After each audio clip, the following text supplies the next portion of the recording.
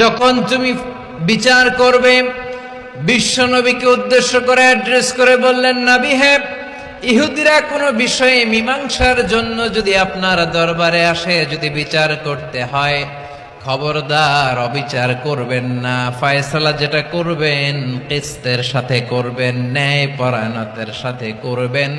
কারণ ইন্নাল্লাহা ইউহিব্বুল মুকসিতিন, নিশ্চয় আল্লাহ রাব্বুল ইজ্জাত ন্যায় পরায়ণশীলদেরকে বড্ড ভালোবাসেন। সুবহানাল্লাহ বলেন।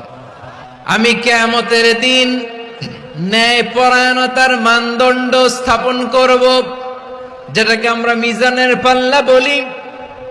আল্লাহ বলেন, ন্যায় বিচারের মানদণ্ড কিয়ামতের ময়দানে আমি আল্লাহ স্থাপন করব। সেদিন কারো প্রতি বিন্দু পরিমাণ, এক চুল পরিমাণ